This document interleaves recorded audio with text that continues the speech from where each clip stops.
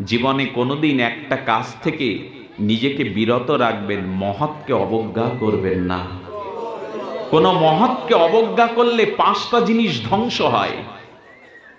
ভাগবত বলেছেন, সর্ববেদান্ত সার অমল পুরাণ ভাগবত, আয়ু শ্রিয়ং যশা ধর্মং লোকান আশিষ এবচ হন্তি শ্রেয়াংশি সর্বাণী পুংস মহতিক্রম।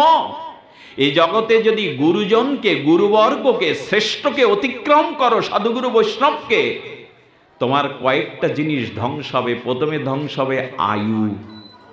মহৎকে অবজ্ঞা করলে, রাবণেরও তো মৃত্যুবান হাতে ছিল, রাবণ মরবে? রাবণের নিজের মৃত্যুবান হাতে ছিল। রাবণের দশাননের এত পরাক্রম, তিলক বিজয়ী দশানন ভগবান শিবের উপাসনা করেন, করেন কিনা? শিব ভক্ত দশানন ত্রিলোক বিজয়ী, যার মৃত্যুবান নিজের হাতে, মৃত্যুটা নিজের হাতে, সেই রাবণ ধ্বংস হয়ে গেল শুধু রামকে অবজ্ঞা করে, রামচন্দ্রকে অবজ্ঞা করে। এই জন্য আয়ু নষ্ট হয়।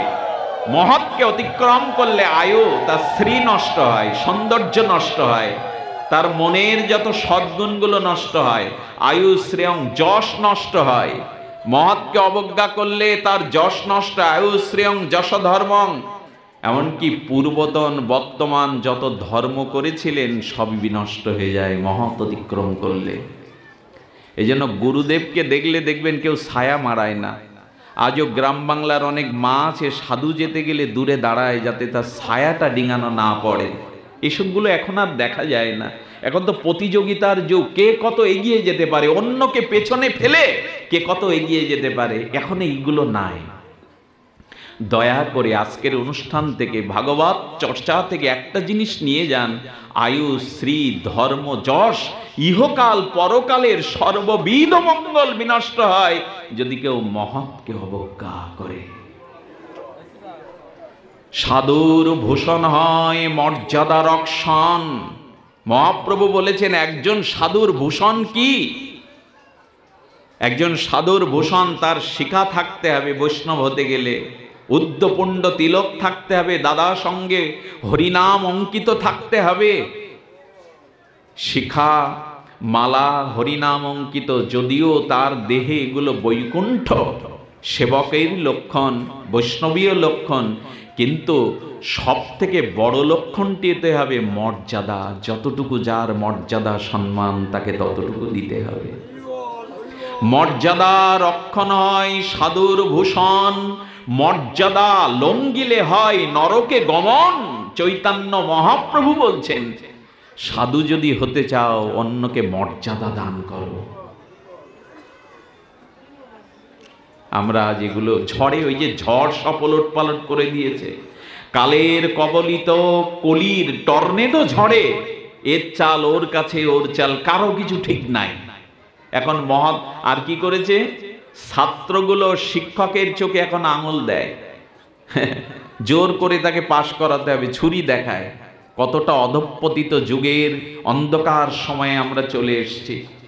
আর এমনি করে আজ আমাদের মধ্যে সম্প্রদায় বিরোধ, সাধু বিরোধ, প্রতিদ্বন্দ্বিতা, যশ মান খ্যাতি প্রচার, আত্মপ্রচার, এইগুলোই ঝড়ের মতো ঘিরে ধরেছে।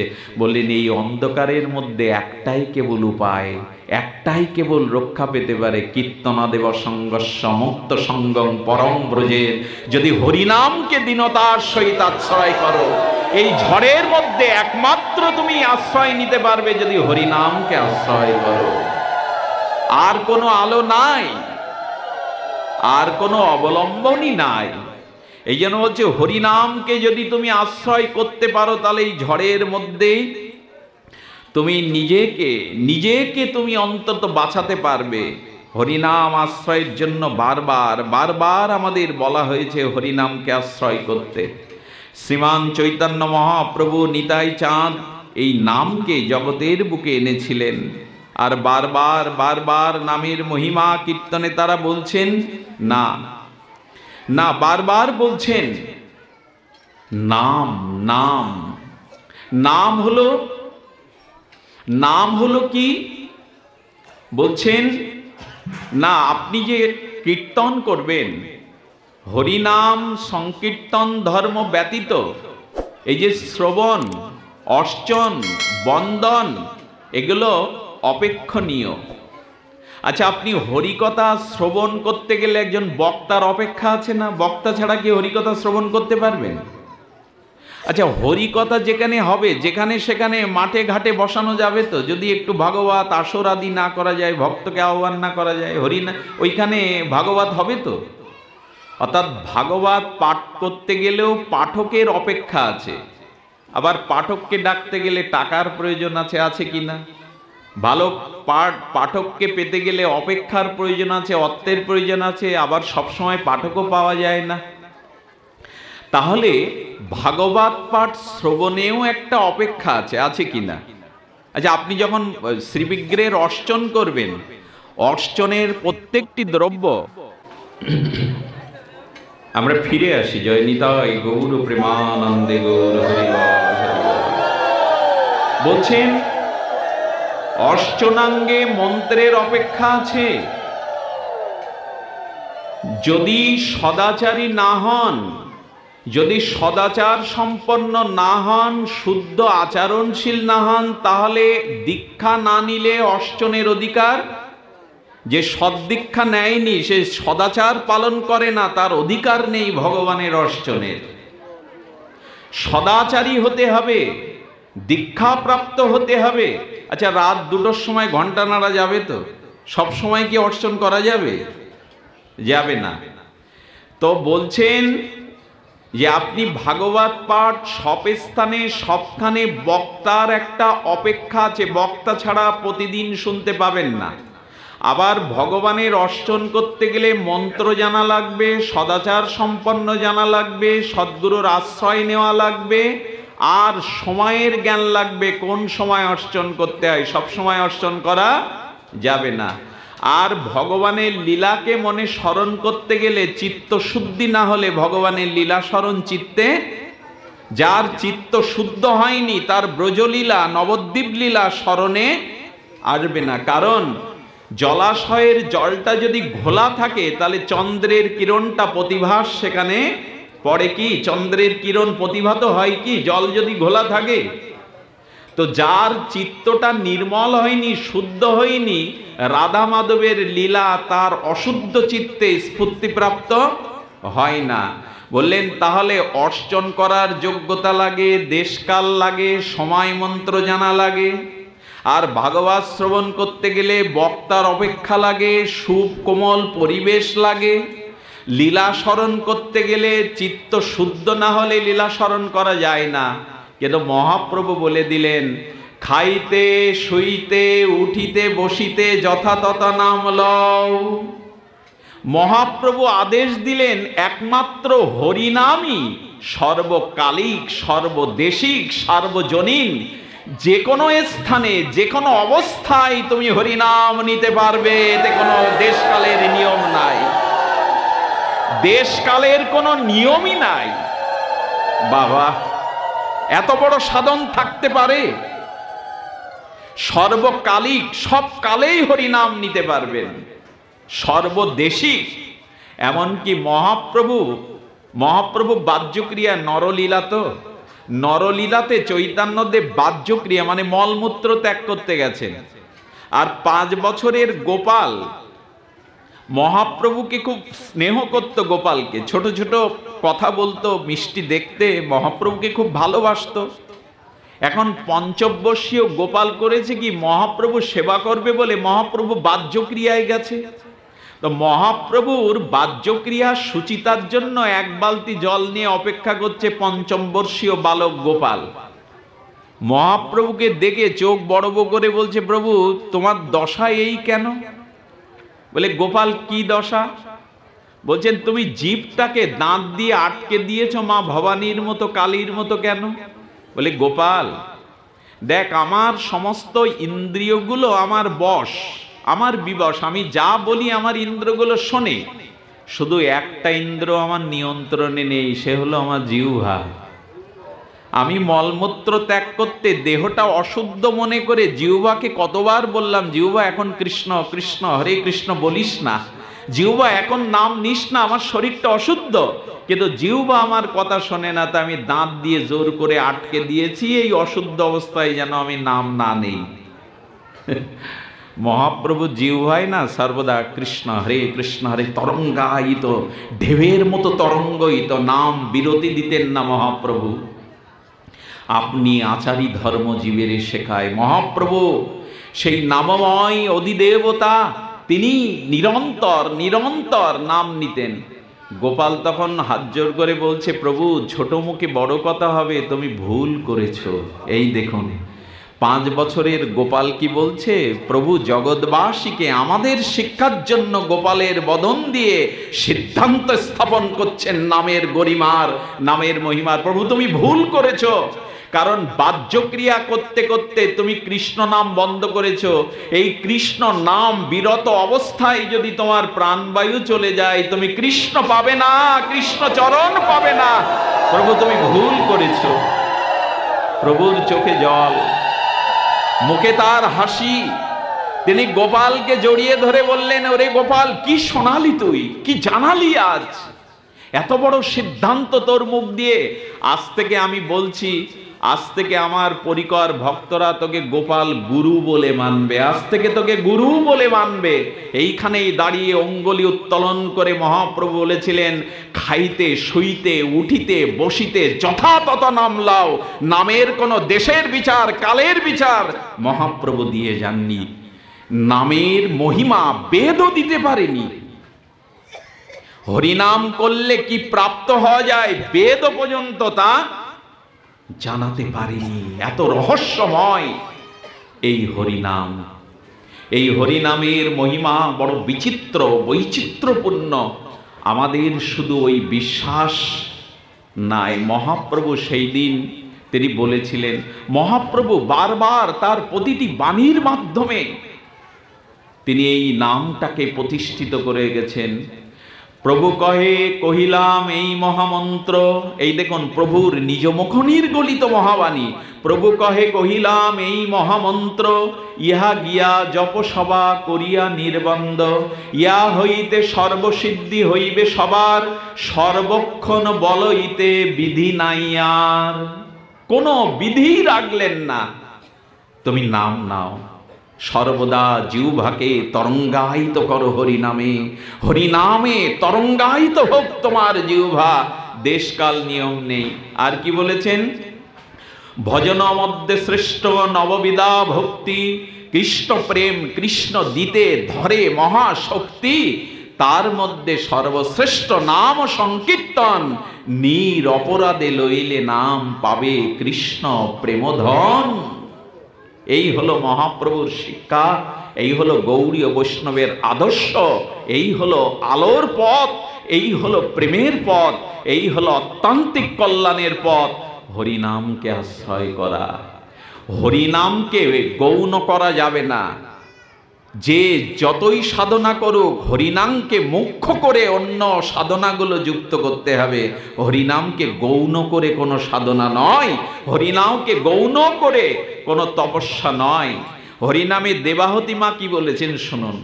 আমি বেশিক্ষণ নেওয়ার অধিকার নাই, অধিবাসের দিন, তবে একটু বলি দেবাহতী মা কি বলছেন দেখুন। জন নাম দেহ শ্রবণ কীর্তনাৎ। বাবা এত বড় শ্লোক, এত বড় মহিমা যুক্ত। দেবাহতী মা বলছেন, জন নাম দেহ শ্রবণ কীর্তনাৎ যৎ প্রভাবনাৎ শরণাদপি কশ্চিত। এর পরের লাইনটা বড় মর্মস্পর্শী। সদপি সদ্য শ্রবণয় কল্পতে কুত পুনস্ত ভগবান নাম শ্রবণং কীর্তনং। যিনি কুকুর ভক্ষকারী, কুকুরের মাংস কারা খায়? বলছেন যিনি কুকুর ভক্ষকারী তাদেরকে কি বলে? স্বপচ। স্বপচ যারা, হীন, একেবারে হীন যারা, চণ্ডালের থেকেও চণ্ডাল, যারা কুকুর ভোজি, কুকুরের মাংসাদি খায়, এই স্বপজ, এই স্বপজ কুকুর ভোজি যদি জিহ্বার একবার অগ্রে হরিনাম উচ্চারণ করে, তবে উপবিদধারী ব্রাহ্মণের সম্মানে সে অধিষ্ঠিত হয়ে যায় মুহূর্তে। কুকুর ভোজি সপজ আত্মজ যদি জিহ্বায় হরিনাম একমাত্র উচ্চারণ করে, সে যজ্ঞকারী উপবিদধারী ব্রাহ্মণের সম্মানে ভূষিত হয়ে যায়। আচ্ছা, অদ্বৈত আচার্য সিদ্ধান্ত সিংহ অদ্বৈত আচার্য তার শ্রাদ্ধের পাত্রটা হরিদাসকে দিল কেন? আপনাদের মনে আছে তো, আচার্য প্রভুর শ্রাদ্ধের দিনে যেটা যাজ্ঞিক ব্রাহ্মণদের দান করতে হয়, উনি মাথায় করে উঠে অদ্বৈত আচার্য প্রভু ইনি কি করলেন? সদাশিব মহাবিষ্ণুর অবতার যিনি, তিনি বলছেন, হরিদাস তুমি যোগ্য, এই পাত্র আমি তোমাকে অর্পণ করলাম। অবনত মস্তকে দন্যের মূর্তি হরিদাস বলছেন, প্রভু এটা প্রাপ্য ব্রাহ্মণদের, তারাই অধিকারী, তারা গোবিন্দেরও প্রীতি ভাজন, এই বস্তু আমাকে দেবেন না, আমি বড় হীন কাঙাল। অদ্বৈত সিংহ হুঙ্কার দিয়ে উঠলেন, বলছেন, তোমার মতো শুদ্ধ নামাশ্রয়ী ভক্তকে এক মুঠো খাওয়াতে পারলে কোটি ব্রাহ্মণের সেবা হয়। হে হরিদাস, তোমার মতো নামাশ্রয়ী ভক্তকে এক মুঠো খাওয়াতে পারলে কোটি ব্রাহ্মণের সেবার সমতুল্য হয়। কেন অদ্বৈত আচার্য হরিদাসকে এরকম মর্যাদা দিলেন? হরিদাস তো যাগ যজ্ঞ তীর্থ পর্যটন করে না, বসে বসে 3 লক্ষ শুধু নাম নেয়। আচ্ছা, মহাপ্রভু কি বললেন হরিদাসকে? এই দেখুন, এ শ্লোক শুনলে নামাশ্রয় না করে থাকতে পারবেন না।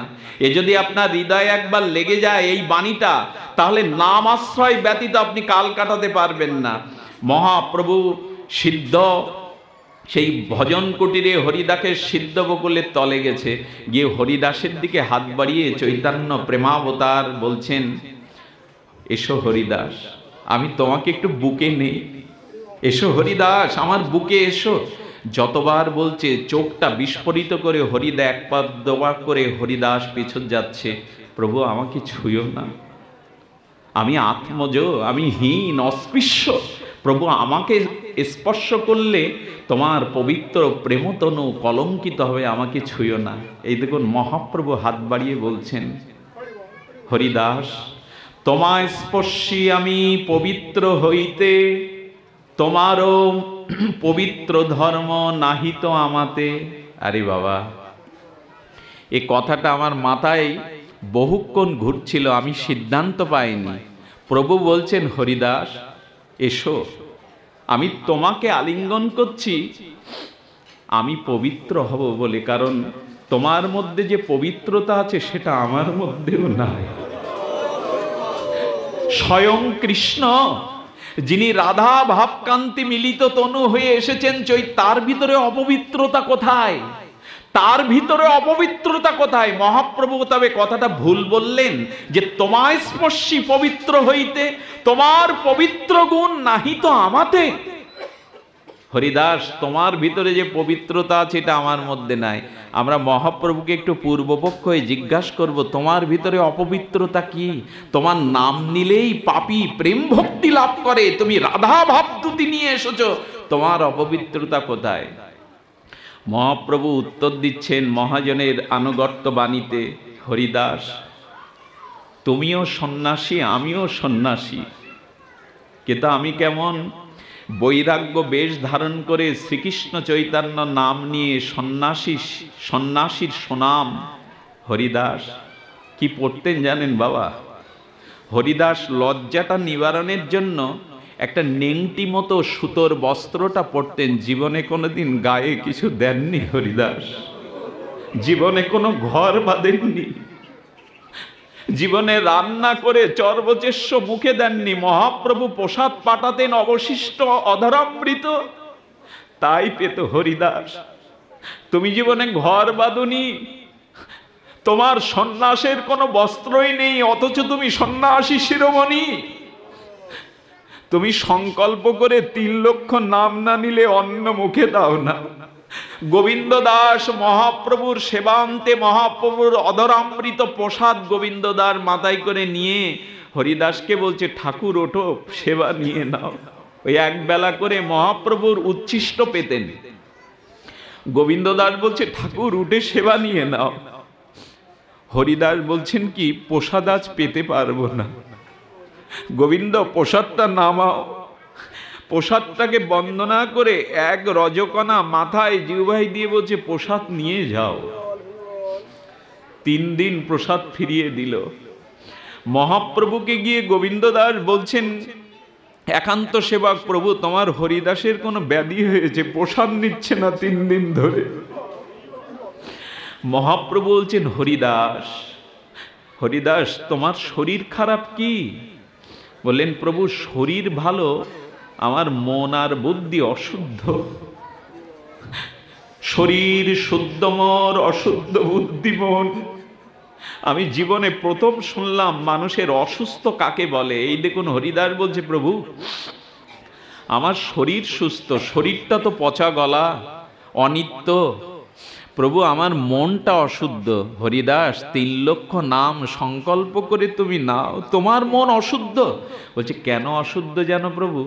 আগের মতো 3 লক্ষ নাম আর সময় মতো করতে পারছি না আমি, এই জন্য আমার মনটা অসুস্থ।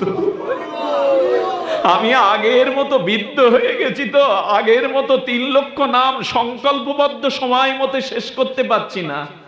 হরিদাস তুমি নাম পূর্ণ করতে পারছো না তাই শরীর অসুস্থ। আচ্ছা প্রসাদ পাচ্ছ না কেন, লঙ্ঘন করছো কেন? হাত জোর করে যে শব্দটা বলেছিল হরিদাস বললেন নামামৃত বিনে যদি খায় অন্ন পানে তবু ভক্তের দুর্বল জীবন। প্রভু অন্ন না খেলে শুনেছি একটা মানুষ 21 দিন বেঁচে থাকে, তার নারীটা 21 দিন বেঁচে থাকে, কিন্তু নাম না নিলে আমি বাঁচবো না। নামই আমার আহার, নামই আমার প্রসাদ। আমি নামামৃত ছাড়া অন্য পানে আমি দুর্বল হয়ে যাব প্রভু। আমি নাম পূর্ণ করতে পারছি না, তাই প্রসাদ ফিরিয়ে দিচ্ছে কেন জানেন? প্রসাদটা পেতে গেলে যে সময়টা ব্যয় হবে তাতে সংখ্যা নামটা সময় মতো পূর্ণ হবে না। হরিদাস তোমার মতো ধন্য, তোমার মতো নাম নিষ্ঠা আমি চৈতন্য আমার মধ্যেও নাই, তাই আমি তোমাকে স্পর্শ করছি নিজে পবিত্র হব বলে।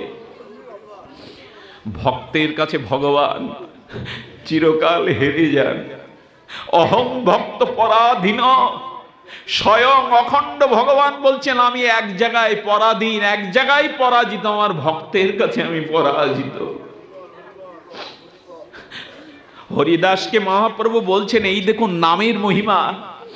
হরিদাসকে বলছেন ক্ষণে ক্ষণে করো তুমি সর্বতীর্থে স্নান, ক্ষণে ক্ষণে করো তুমি যজ্ঞ তপদান। আচ্ছা হরিদাস ঠাকুর তো কাউকে দান করেনি, ওই সিদ্ধ বকুলের তলে বসে 3 লক্ষ নাম করে উনি দান করলো কোথায়? উনি তীর্থে গেল কোথায়? উনি যজ্ঞ করলো কোথায়? এই দেখুন নামের সিদ্ধান্ত জানাতে প্রভু বলছেন যারা নিরন্তর হরিনাম করে তারা ক্ষণে ক্ষণে সর্বতীর্থে স্নান করে, ক্ষণে ক্ষণে তারা যজ্ঞ তপদান করে, ক্ষণে ক্ষণে তারা করে। কারণ মহাপ্রভু বলেছেন চৈতন্য চরিতামৃতে বলছেন সাধ্য সাধন তত্ত্ব যা কিছু মঙ্গল হরিনাম সংকীর্তনে মিশালো সকল। এই সত্যের তপস্যা, ত্রেতায় যজ্ঞ, দাপরের অর্জন, দান ধ্যান, পুণ্য তীর্থ পর্যটন, সর্ববিধ মঙ্গল সাধনা আমি হরিনামের মধ্যেই প্রকট করে গেলাম। হরিদাস যাগযজ্ঞ করেনি, কিন্তু মহাপ্রভু ক্ষণে ক্ষণে করো তুমি সর্বতীর্থে স্নান, ক্ষণে ক্ষণে করো তুমি যজ্ঞ তপদান, সারাক্ষণ করো তুমি 4 বেদ অধ্যয়ন। হরিদাস লেখাপড়াই জানতে না, তো বেদ অধ্যয়ন করলো কিভাবে? সারাক্ষণ করো তুমি বেদ অধ্যয়ন, দ্বিজন্যাসী হইতে তুমি পরম পাবন। হরিদাস দ্বিজ সন্ন্যাসীর থেকে তুমি পরম পাবন। আচ্ছা না নবদ্বীপের ঘরে ঘরে, শান্তিপুরের ঘরে ঘরে নাম প্রচারে প্রভু কজনকে পাঠিয়েছিলেন? প্রথমে 2 জনকে। শোনো শোনো নিত্যানন্দ, শোনো হরিদাস, সর্বত্র আমার আজ্ঞা করো হে প্রকাশ, জীবের দ্বারে দ্বারে গিয়া করো এই ভিক্ষা, ভজ কৃষ্ণ, কহ কৃষ্ণ, কর কৃষ্ণ শিক্ষা। দুইজনকে মহাপ্রভু নির্বাচন করলেন অগণিত পার্ষদ ভক্তদের মধ্যে। কে কে? নিত্যানন্দ আর হরিদাস। কেন বাবা? আর কেউ ছিল না নাম প্রচারে? নবদ্বীপের দুয়ারে দুয়ারে এই দুজনকে পাঠালেন কেন জানেন? বৈষ্ণবপদ বাবাজি রাধাকুণ্ডের পরম পণ্ডিত প্রবার প্রণাম্য তিনি আস্বাদন দিয়েছেন। তিনি বলছেন হরিদাসকে কেন, এই বিদ্যকে কেন দ্বারে দ্বারে পাঠালো মহাপ্রভু? বলছে কেন জানেন? হরিদাস যদি কারো দুয়ারে দাঁড়াতো, সেই দুয়ারের গারস্থ বিষয়ী জীব দরজা খুলে হরিদাসের মুখের দিকে তাকানোর সাথে সাথে নিজের অজান্তেই বিনা প্রয়াসে মুখে কৃষ্ণ নাম চলে আসতো, মুখে কৃষ্ণ নাম চলে আসতো।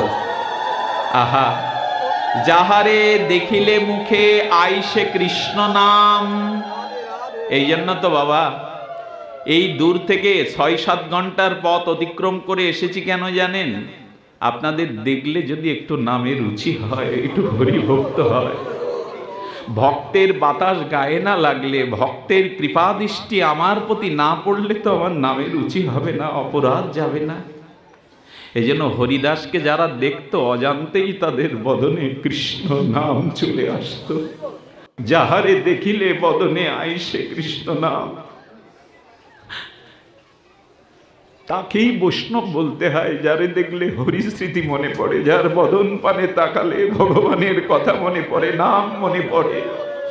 আর নিত্যানন্দকে কেন পাঠালেন জানেন? নিত্যানন্দ হরিনাম সব যুগে ছিল, কিন্তু এই মহাপ্রভু নিতাইয়ের বিশেষ কলিযুগে হরিনাম কোন যুগে, এই কথাটি জানা উচিত আমাদের।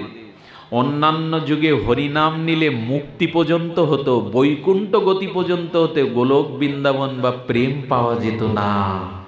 কারণ অন্যান্য যুগের হরিনামের মধ্যে সব ছিল, মুক্তি ছিল, বৈকুণ্ঠ গতি ছিল, কল্যাণ ছিল, কিন্তু রাধা প্রেম ব্রজ প্রেম ছিল না। সেই রাধা প্রেম ব্রজ প্রেম নামের মধ্যে মহাপ্রভু দিয়ে দিলেন। এই জন্য অন্য যুগের হরিনাম আর এই মহাপ্রভুর যুগের হরিনাম এক নয়। এই নামে ব্রজ প্রেম আছে, রাধা প্রেম আছে, যেটা ব্রহ্ম শিবাদিরও দুর্লভ বস্তু। যে প্রেম আনন্দ সিন্ধু, যে রস আনন্দ সিন্ধু, ব্রহ্মা না পায় এক বিন্দু। ব্রহ্মা পেল না, আমরা পেয়ে গেলাম। এটাই চৈতন্য মহাপ্রভুর দয়া, এটাই করুণা। বললেন সেই ব্রহ্মারও দুর্লভ সম্পদ আমি নিতাইকে দিয়ে নিজে রাস্তায় রাস্তায় কাঙালেদের জন্য বিলিয়ে দেব। কাঙালরা লুটে পুটে আমার এই গোলকের প্রেম পাবে। গোলকের প্রেমধন হরিনাম সংকীর্তন। হরিনাম এই জগতের কোনো শব্দ নাই, কোনো কবির লেখা, কোনো কবিতা নয়। হরিনাম কোনো কবির লেখা, কোনো ছন্দ নাই। এই নাম আজান, আজানত্মক শব্দ, মানে এটা গোলক বৃন্দাবন থেকে ভগবান নামিয়ে এনে আবার নামের মধ্যে ব্রজপ্রেম রাধা প্রেম সম্পুটিত করে দিয়েছেন। এত বড় ভাগ্য আমাদের, কিন্তু নামে রতি না জন্মিল কেন তাই, রতি হলো না। এত কথা শোনার পরেও নামে রুচি হলো না। কেন জানেন? কেন? এই জন্য যে আমাদের নাম অপরাধ আছে। বর্তমান কলিযুগে ছোট বড় সাধকদের সবার নাম অপরাধ আছে। যদি বলেন সবার, বলছো কোন সাহসে? সকলের নাম অপরাধ এই যুগে আছে। কেন জানেন? বললো নামের মহিমা এমন, এক কৃষ্ণ নামে সমস্ত পাপ ক্ষয়, আর কৃষ্ণ নাম লইতে প্রেমের উপচয়। গুরু মহারাজ বলছেন মাত্র 2 বার নাম বললেই আপনার কাজ শেষ, আর এ জগতে আপনাকে থাকতে হবে না। এক কৃষ্ণ নামে অনন্ত জন্মের পাপ চলে যাবে একবার বললে, আর পুনরায় বললে আর এই জগতে আপনি নেই, গোলক বৃন্দাবনে ভগবানের স্বরূপে আপনি ফিরে যেতে পারবেন।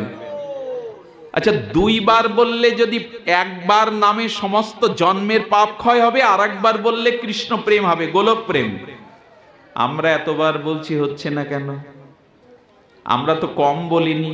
কৃষ্ণ নাম তো সবাই 2-4 বার মুখে নেয়, ঠাট্টা করেও নেয়।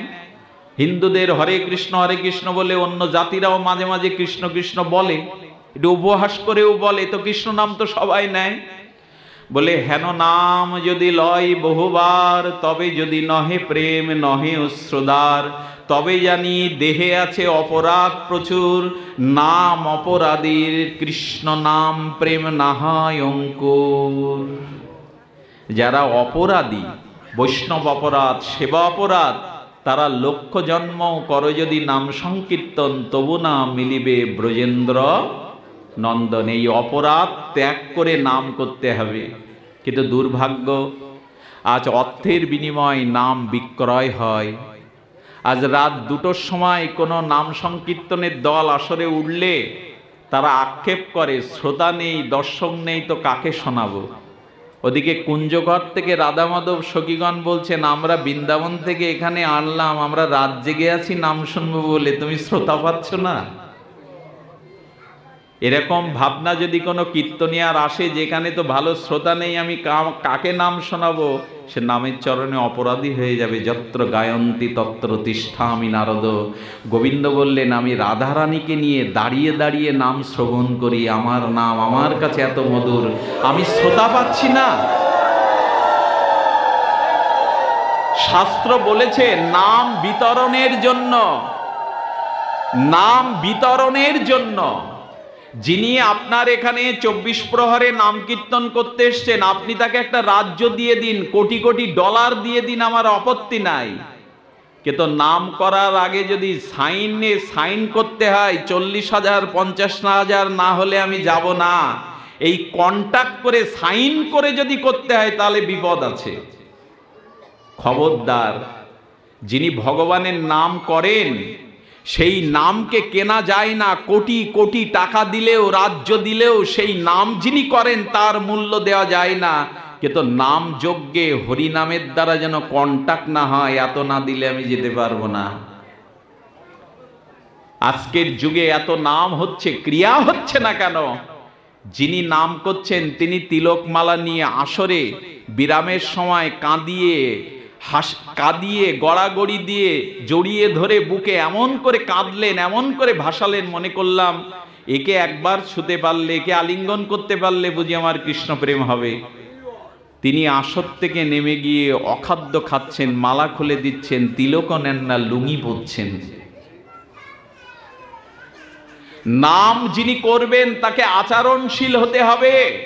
মহাপ্রভু বলেছেন, এই যুগে কেউ মেনে নেবে না, কারো কল্যাণ হবে না। আপনি আচরণ না করে যদি তুমি অন্য শেখাতে যাও, এটা তোমার সাথে সাথে তারও ক্ষতি করবে। কি বলেছেন দেখুন, নাম প্রচার করতে গেলে নামের অধিকার, কিন্তু নাম যখন আমি প্রচারক হব, নাম আপনি করতে পারেন, ঘোর অপরাধী হলেও আপনি নাম বসে বসে একা করতে পারেন, কিন্তু যখন প্রচার করবেন তখন আপনাকে আচরণশীল হতে হবে।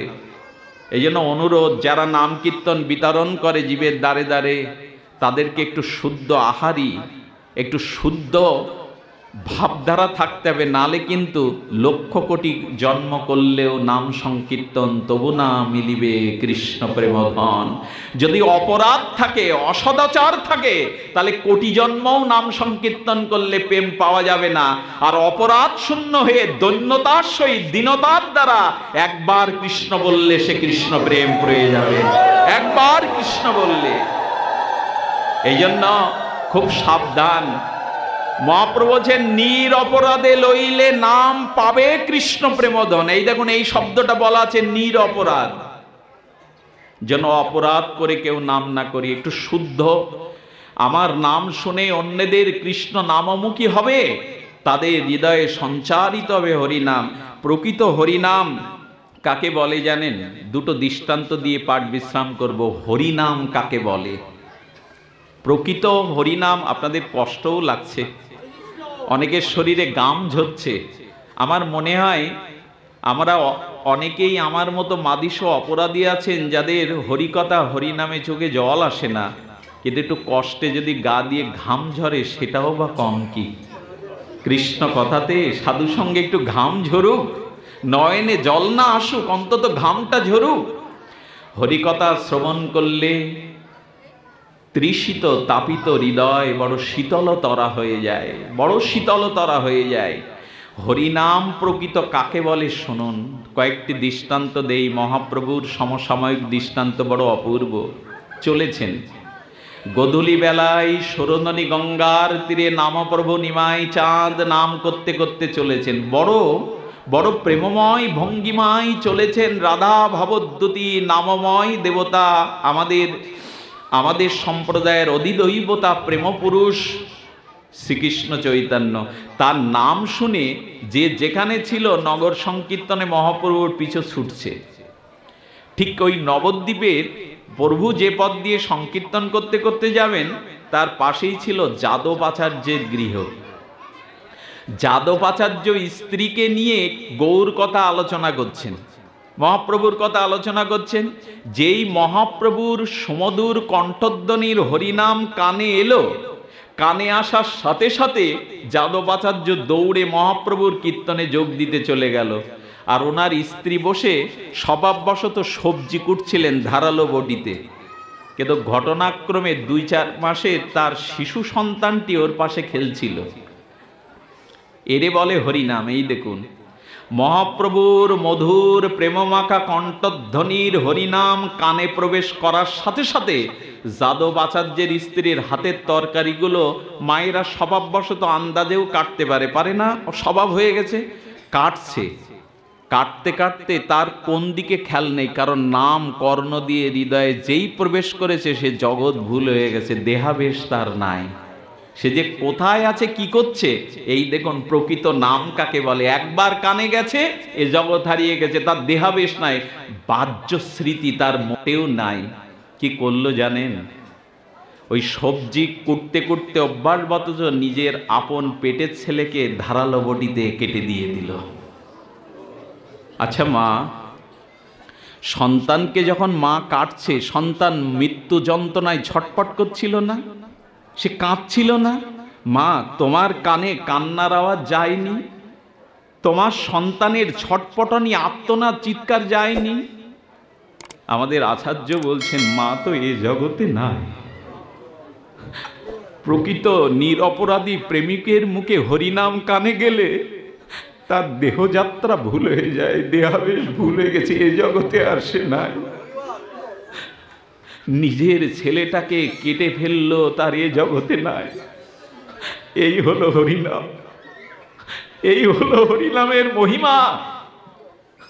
ছেলেটাকে কেটে তার টুকরো টুকরো মাংসগুলো স্বভাববশত হাঁড়িতে দিয়ে জাল দিতে শুরু করেছে। তখনও এ জগতে তার স্মৃতি নাই, দেহ স্মৃতি নাই। কীর্তন করে যাদবাচার্য ফিরে এসে দেখছে তার আদরের সোনামণির আঙুলগুলো, টুকরো টুকরো মাংসগুলো রক্ত ছড়ানো, আর দেহাবেশটা তিনি জাল দিচ্ছেন। তার স্ত্রী স্বভাববশত জাল দিয়েই চলেছে। এ রাজ্যে তো নাই, এ রাজ্যে সে আর নাই। স্ত্রীকে ধাক্কা দিয়ে ফেলে দিল যাদবাচার্য। রাক্ষসী পাষণ্ডী, এতদিনে তবে পুত্রকে খাওয়ার স্বাদ জেগেছে তোমার? যেই ধাক্কা দিয়েছে, মাটিতে পড়ে যাওয়ার পরে বাহ্যিক চেতনা ফিরিয়ে বলছেন, আমার খোকা কই, আমার খোকা কোথায়? এই দেখো, তোমার খোকাকে কেটে তুমি জাল দিয়েছ রাক্ষসী, এই দেখো। স্বামীর চরণে বললেন, এ কাজ আমি করিনি, আমাকে দায় দিও না। বলছেন, তুমি কেটে তুমি তাকে দগ্ধীভূত করছো। বললেন, আমি বিচার চাই, আমি বিচার চাই। মহাপ্রভুর কাছে গিয়ে বিচার চাইবো, এমন নাম কেন করো যে নাম কানে গেলে মাও তার ছেলে কেটে ফেলে, সে বুঝতে পারে না? কেন এমন নাম করনি মাই? মা তার ছেলেকে কেটে ফেলে, তার বাহ্যিক চেতনা থাকে না, এই নাম তুমি বন্ধ করো, নাহলে কত মায়ের কোলের সন্তান যে কেটে ফেলবে। সঙ্গে সঙ্গে যাদবাচার্য বুঝলেন রহস্যটা। নাম শ্রবণ করতে করতে তার দেহাবেশ ছিল না। স্ত্রীকে বলছে, ওগো, আমিও সারা জীবন নাম করেছি, তোমার মতো নামের অতি আমার হয়নি। ধন্য তুমি, তুমি ধন্য, তোমার নামে রুচি হয়েছে, এসো। সঙ্গে সঙ্গে ঘটনা, একটা অলৌকিক ঘটনা গলে গেল। নিতাই চাঁদ ভক্তদের নিয়ে অবধূত নিত্যানন্দ ঠাকুর নাম করতে করতে, নৃত্য করতে করতে আসছেন ওই পথ দিয়ে। হাড়িটা মাথায় নিয়ে স্বামী স্ত্রী নিতাই চাঁদকে বসালেন। নিতাই চাঁদকে বসিয়ে যাদবাচার্য প্রভুর দিকে তাকিয়ে বলছেন নিতাই চাঁদের দিকে, খুব ভালো প্রভু, হরিনাম খুব ভালো। তোমার হরিনামে জীবন দেয় না, জীবন কেড়ে নেয়। আজ থেকে আর কেউ হরিনাম নেবে না, হরিনাম নিলে তো জীবন কেড়ে নেয়। নিতাই চাঁদ বুঝেও কিছু বুঝছে না। কি হয়েছে যাদব, কি হয়েছে? হরিনাম তো জীবন নেয় না, জীবন দেয়। বলেন এই তার প্রমাণ। মহাপ্রভুর কণ্ঠধ্বনির মধুর হরিনামে আমার স্ত্রী তো পুত্রই কেটে জাল দিতে শুরু করেছে। এই মাংসগুলো হাড়ি সামনে রেখেছে। নিতাই তখন ওই কাটা মাংস, পোড়া মাংসের দিকে আর একবার তার স্ত্রীর দিকে তাকাচ্ছে যাদবাচার্যের। মারে, মা, ও মা, হরিনাম শুনে তো দেহাবেশ ছিল না, ছেলে কেটেছিস, তার মর্মদ্য আত্মযাতনাও তোর কানে যায়নি? তোর এমন হয়েছে? ও মা, মা, তোর তো অকল্যাণ হতে পারে না, এই দাও তো, হাড়িটা দাও। নিতাই চাঁদ হাড়িটা রেখে ভক্তদের বলছেন, ভক্তগণ, তোমরা একটু বেড়ি কীর্তন করো তো, হাড়িটা মাঝখানে রেখে একটু মহাপ্রভুর কীর্তন করো তো, নাম ও সুধা কীর্তন করো তো। এই নাম করতে করতে করতে হাড়িটা নড়ে উঠল। নিতাই চাঁদ হাড়ির দিকে হাত বাড়িয়ে দিলেন, অখণ্ড শিশু হাড়ি থেকে বেরিয়ে এলো, অখণ্ড শিশু হাড়ি থেকে বেরিয়ে এলো। নিতাই চাঁদ ছেলেটাকে কোলে নিলেন। ছেলেটাকে কোলে নিয়ে মাকে বলছেন, এই নে মা, নাম কারো জীবন কেড়ে নেয় না, নাম তো জীবন দেয়, নাম তো একমাত্র সম্পদ। আজ থেকে নাম আমি রাখলাম কৃপাচার্য। এই নামেই ও জগতে বিখ্যাত হবে, এই নামেই ও জগতে পরিচিত হবে। আজ থেকে ওর নাম কৃপাচার্য। এই হলো হরিনাম। যদি নিরপরাধ কোনো বিশুদ্ধ বৈষ্ণব প্রেমিক ভক্ত হরিনাম করে, তবে সেই নাম যার ভেতরে যায় সে দেহকে ভুলে যায়, কামনা বাসনা তো দূরের কথা, সে নিজের দেহবেশ পর্যন্ত ভুলে যায়। শুনবেন এবার মহাপ্রভুর কথা শোনেন। ঝাড়িখঞ্জের পথে, ব্রজের পথে উঠেছেন চৈতন্যদেব। মধুর কণ্ঠধ্বনিতে হরিনাম করতে করতে যাচ্ছেন। ঝাড়িখঞ্জ জঙ্গলটা ট্রেনেই 3-4 ঘন্টা লাগে, এখনো লাগে। কতটা জঙ্গল! ঝাড়িখণ্ডের পথে যারা ব্রজে যান, ট্রেনে দেখবেন 2-3 ঘন্টা বনপথ, কি গভীর অনন্য। শপথ শঙ্খ লিঙ্গস্ত্র জীবজন্তু রয়েছে। এটা বিলুটি গ্রাম, তাই না? মহাপ্রভু যেখানে যাচ্ছেন ওই গ্রামটার নাম, পাশে 2-4টে বাড়ি আছে জঙ্গলের পাশে, এটা বিলুটি গ্রাম। ওইখানে মহাপ্রভু নাম করতে করতে হঠাৎ বাঘের গায়ে পা লেগে গেল। বাঘটা মনে হয় ওখানে একটু বিশ্রাম নিচ্ছিল। প্রভু তো নাম করতে করতে প্রেমতনু নিয়েছে, বাঘের গায়ে যেই পা দিল, বলভদ্র আচার্য ভাবলেন বাঘ কি আর মহাপ্রভুর প্রেম নাম নেবে? এখন নিজে বাঁচার জন্য বলভদ্র আচার্য একটু গাছের আড়ালে গেছে। মরতে কে চায়? বলভদ্র বলছেন প্রভুর আজ বুঝি রক্ষা নেই। বাঘটা যেই চোখ খুলেছে, লক্ষ্য করুন, বাঘটা যেই চোখ খুলেছে, মহাপ্রভু বাঘের গর্জনে উনারও চোখ মুদ্রিত ছিল ভাবাবেশে। যেই চোখ খুলেছে, চৈতন্যদেব তার আজানুলম্বিত প্রেম বাহু বাড়িয়ে বাঘকে বলছে, আয় ব্যাঘ্র, আয়, একবার কৃষ্ণ বল। আমাকে দেখান না, আমাকে একজনও অবতার, একজনও প্রেমের ঠাকুরকে দেখান না যে বাঘকেও চোখের জলে বলছে, আয় বুকে আয়, কৃষ্ণ নাম নে। এরকম দান কৃষ্ণও করতে পারেনি। অখণ্ড পরতত্ত্ব ব্রজরাজ শ্রীকৃষ্ণ পর্যন্ত, হ্যাঁ, শ্রীকৃষ্ণ লতা পাতাকে বৃন্দাবনে প্রেম দিয়েছিলেন, কিন্তু বাঘ, হিংস্র শপথ সংকুল বাঘকে প্রেম দিয়েছেন, এই ইতিহাস শ্রীকৃষ্ণেরও নাই। মহাপ্রভুর প্রেম নাম হরিনামে বাঘটা কি করলো জানেন? সামনের 2 পা তুলে দিল। ওরে, কত জন্মের কত অপরাধে এই হিংস্র জন্ম পেয়েছিস, আয় কৃষ্ণ বল, আমার সাথে একবার কৃষ্ণ বল। যেই বলেছে, সঙ্গে সঙ্গে আর 6টা বাঘ এই বাঘের সাথে এসে 7টা বাঘ যুক্ত হয়ে গেল। শুধু বাঘ না, সেই মধুর হরিনাম, হরিণগুলো তো শব্দ শুনতে বড় ভালোবাসে। ওই হরিনামের শব্দ শুনে এক পাল হরিণ ছুটে এলো। বাঘ আর হরিণ একসাথে নৃত্য করছে প্রভুকে ঘিরে। শুধু তাই না, শুধু তাই না, ব্যাঘ্র মৃগী একসাথে নাচিতে লাগিল। প্রভু বলছেন তোমরা কীর্তন করো। বাঘ আর হরিণ একসাথে শুধু নৃত্য করছে না, মাঝে মাঝে বাঘগুলো একে অপরকে চুম্বন করছে। এই হলো নাম ধর্ম, এই হলো নামপ্রেম।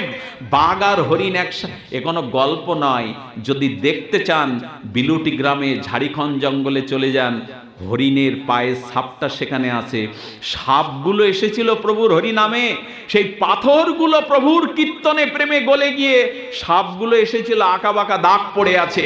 মহাপ্রভু কীর্তন করতে করতে লুটিয়েছিল সেই পাথরগুলো পেঁজা, তুলো পেঁজার মতো ওইখানে এখনো কোগড়ানো আছে।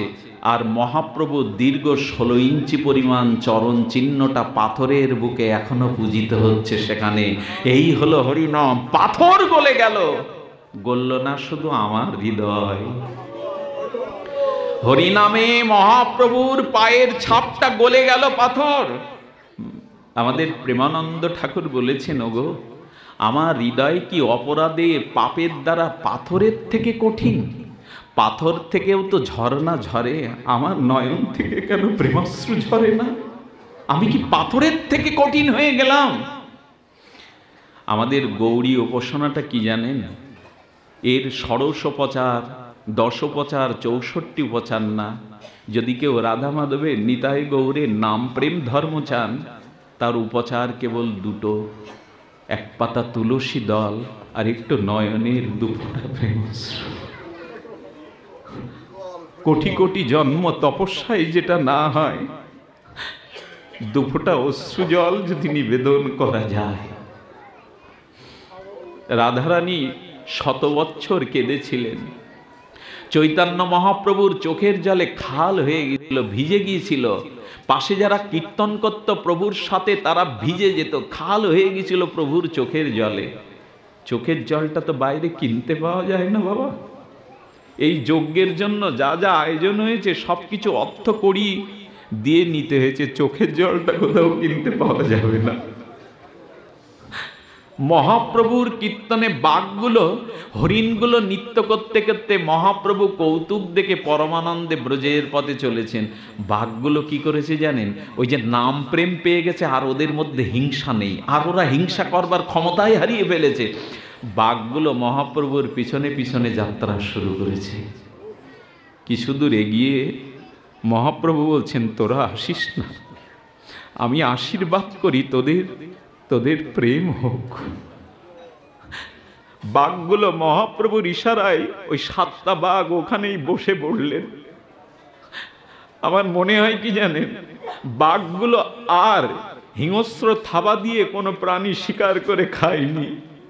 আচ্ছা, বাঘগুলো যদি মাংস শিকার না করে খায় তাহলে ওদের তো বাঁচতে হবে, না খেলে তো বাঁচবে না। বাঘ তো তৃণও খাবে না, হরিণগুলো নাই তৃণ লতা গেল, বাঘগুলো বাঁচবে কি করে? শ্যামসুন্দর পণ্ডিত বলেছেন, বাঘগুলো 1 মাস কোনো কিছু খায়নি। যে পথ দিয়ে মহাপ্রভু ভোজের পথে চলে গিয়েছিল, ওই পথের দিকে তাকিয়ে বাঘগুলো চোখের জল ঝরাতো, প্রভুর নামে চোখের জল ঝরাতো। 1 মাস পর বাঘগুলো এই জৈব কোষ ছেড়ে তারা মহাপ্রভুর প্রেমধামে চলে গিয়েছিল, আর তারা আসেনি, আর তারা জগতে থাকেনি। বাঘের হলো না শুধু আমার, হরিনামে শুধু রতি হলো না আমার। এই হলো নাম, এই হলো নামের পরিচয়। হিংস্র জীবজন্তুগুলো নাম হলো। আমাদের শ্যামানন্দ সেনের কুকুরটাও হরিনাম বলেছিল। মহাপ্রভুর সামনে দাঁড়িয়ে মহাপ্রভুকে নাম শুনিয়েছিল, হলো না শুধু আমার, আর কবে হবে বাবা? আর যদি আচ্ছা, যারা বোবা তারা তো কৃষ্ণ বলতে পারবে না, যারা বধির তারা তো ওই মধুমাখা নাম, যা আগামী জন্মে যদি আমি কালা বোবা হই তোমার নাম তো নিতে পারবো না। আগামী জন্ম যদি এই জন্ম হারিয়ে, দুর্লভ মনুষ্য জন্ম হারিয়ে কোন হিংস্র জীব জন্তুতে যায়, তোমার নাম তো নিতে পারবো না। এই জন্য অনুরোধ করি, কারো হাতে সময় নাই, আমাদের বিশ্ববন্দিত পাবন পদরেণু অনন্ত বিশ্বের নক্ষত্র, যিনি সেবা ধর্মে কেশী উপকণ্ঠিত মুরারি মোহন দাস বাবাজি, বাবা শারীরিকভাবে অসুস্থ, তাদের তো এই শরীর নাই। আমাদের নিতাই মাঝে কল করেছে, মাঝে নিতাই কল করলে কোনো কথার উত্তর দিচ্ছে না।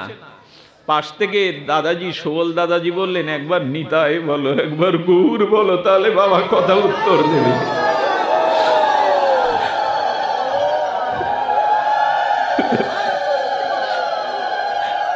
বাবা উঠতে পারছেন না। একটা সময় উনি বালিশে মাথা দিয়ে একটু বিছানায়, ভক্তরা তাকে একটু বিশ্রামে দিয়েছেন, ওইখানে উনি রাধা নাম কীর্তন করছেন, রাধে রাধে বলে কীর্তন করছেন।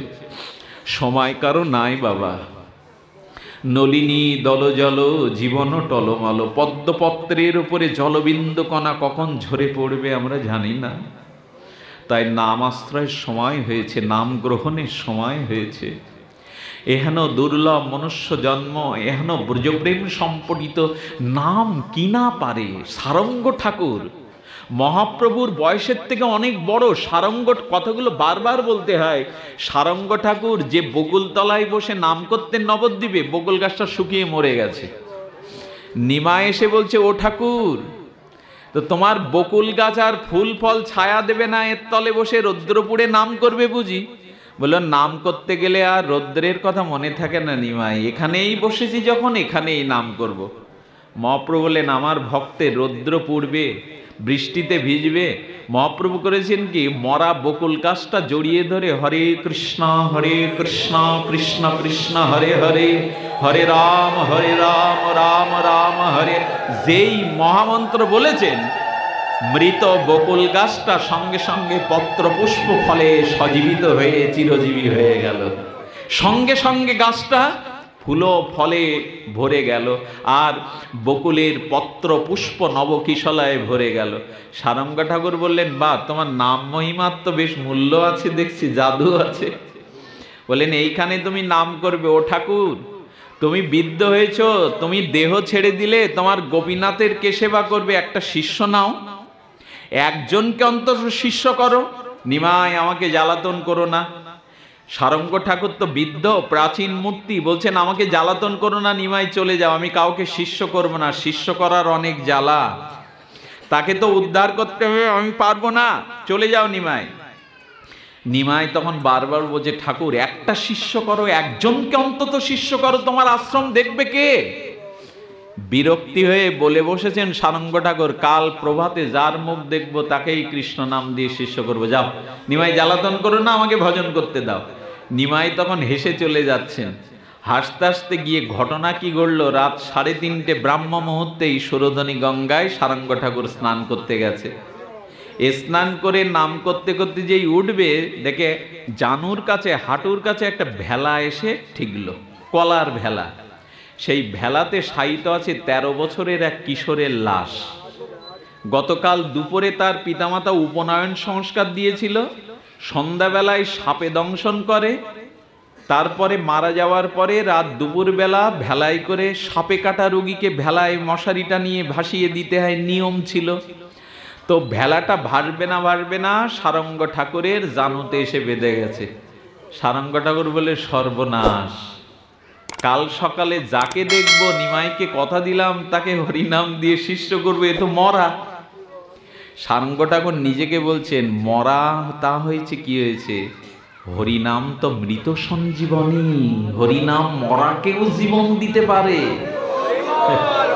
আরে মরা তো কি হয়েছে, হরিনাম তো মৃত সঞ্জীবনী। আজও হয় বাবা, আজও হয়।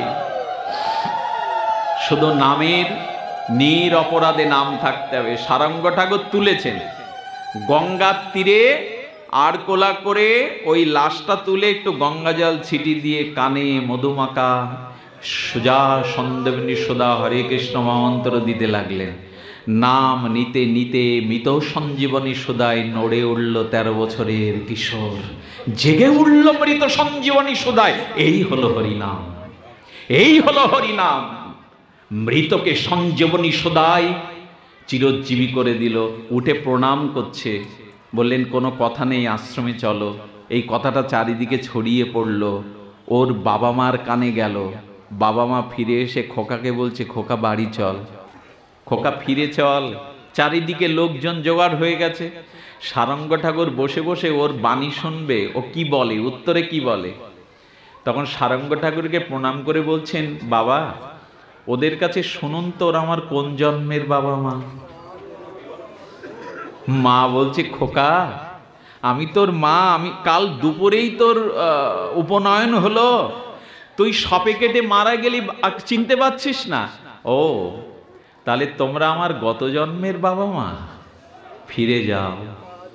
এই জন্মই আমাকে জন্ম দিয়েছে হরিনাম, হরিনামই আমার বাবা মা, হরিনামই আমার পিতামাতা, চলে যাও তোমরা। বাবা মা ফিরে গেল। ইনি হলেন নাম প্রসিদ্ধ মহাপুরুষ। এই হলো হরিনাম। আর বলবার কিছু নাই। একটু নাম নেন, একটু অভিমান ত্যাগ করে, একটু দৈন্যের দ্বারা ত্রিনাদবি শুনিছেন তরুরীব সহিষ্ণ না, এইটা একটু গলায় ঝুলিয়ে রাখুন, যেন মাথা উঁচু না হয়। এই জগতে একটা শেষ কথা বলে যায়, শেষ কথা তো হয় না, বিশ্রাম কথা। ভগবানকে একটু নিবেদন করবেন, গৌর নিতাইকে, প্রভু আমার মাথা যেন কোনোদিন উঁচু না হয়, নিজের গর্বে যেন মাথা উঁচু না হয়, সর্বদা মস্তকটা যেন সকলের কাছে নত থাকে। এই দৈন্যের মাঝে যদি হরিনাম নিতে পারেন, দন্যস্ত প্রেম পরিপাকেন জন্নাতে, যার ভিতরে দৈন্য নেই, যার ভিতরে দীনতা নেই, হরিনাম প্রভু কৃপা করতে বড় বিলম্ব করে দেয়। তাই দৈন্যের সহিত হরিনাম আশ্রয় করুন। আমি এত দূরে আসতে চাই না, কিন্তু আমাদের কার্তিক দাদাজি মহারাজ, দাদাকে মহারাজ বলি আমি এই কারণে, সাধু মহারাজ জানি কি না, কিন্তু ডেকে ডেকে কেঁদে কেঁদে আপনাদের মাঝে মিলিয়ে দিয়েছেন। ধন্য তাকে। আপনাদের মতো ভক্ত পরিবেশে আসাটাও পিতামাতা বা অনেক জন্মের সৌভাগ্য। কেমন যেন মনে হচ্ছে জানেন, আপনাদের সাথে তো আমার পূর্ব পরিচয় নেই, আপনাদের সাথে তো আমার রক্তেরও কোনো সম্পর্ক নেই, আপনাদের সাথে স্বার্থের কোনো দেনা পাওনাও তো আমার নাই, কিন্তু কেন জানি আপনাদের দেখে মনে হচ্ছে আপনারা আমার অনেক জন্মের চেনা, অনেক জন্মের জানা। এটা আমার আবেগের কথা নয়, এটা আবেগের কথা নয়। এই জীবনে যদি কাউকে আপন করেন, বান্ধব করেন, তবে ভক্ত বৈষ্ণবকেই নিজের বান্ধব করবেন, নিজজন করবেন। এরা আমাকে বোঝে, এরাই মঙ্গলের পথ চিনিয়ে দেয়। 4টি মহামন্ত্র বলে গিয়েছিলেন আমাদের ব্রজের এক সাধক, নাম বিনা সাধন নাই, নিতাই বিনা দয়াল নাই, প্রেম বিনা ধর্ম নাই। নাম বিনা কোনো সাধন নাই, আর গুরু বিনা কোনো বন্ধু নাই। গুরু বৈষ্ণব ছাড়াই জগতে তোমার কোনো বন্ধু নাই। এই জন্য ভক্তি পুনাতি মন্নিষ্ঠা সকা পাপি সম্ভবাত। এই হরিনামের মধ্যে প্রেম, হরিনামের মধ্যে ভক্তি। আর একটা জিনিস কি জানেন, আর একটা জিনিস বলে যাই যেতে যেতে, চিতায় যখন আপনাকে পোড়াবে, চিতায় পোড়ানোর পরে মাটির কলসিটা ভেঙে দেবে, মাটির কলসি ভেঙে বলবে ওদিকে কেউ ফিরে তাকিও না, সবাই গৃহে প্রত্যাগমন করো। ওই দিন আমি শ্মশানে দাঁড়িয়ে দাঁড়িয়ে ওই দিকে তাকিয়ে বলি, ভাঙা কলসিটার দিকে, তোমার দিকে আর কেউ ফিরে তাকাবে না। এখন গৌর গোবিন্দ ছাড়া তোমার এই যাত্রা পথে আর কোনো বান্ধব নাই। কলসি ভেঙে দিয়ে বলবে ওদিকে তাকিও না। সেদিন গৌর গোবিন্দ নাম ব্যতীত আমার কোনো বান্ধব নাই। নাম আশ্রয় করুন, নামকেই ভালোবেসে জড়িয়ে ধরুন। এই নামই হোক আমাদের জীবনের একমাত্র গতিপথ, একমাত্র ধ্রুবতারা। নাম সংকীর্তনং যস্য সর্ব পাপ প্রণশনম প্রণম দুঃখ সমনস্তাং হরিং পরম। 18,000 শ্লোকের ভাগবতের শেষ শ্লোক এইটি, নাম সংকীর্তনং যস্য সর্ব পাপ প্রণশনম প্রণাম দুঃখ সমনস্তাং হরিং পরম। এই নামযজ্ঞ সুফল হোক, সফল হোক। যারা দুরাগত আমাদের শুভঙ্কর তো স্কুল থেকেই চলে এসছে, কত দূর থেকে এসেছেন, সকলের কাছে যেতে পারছি না।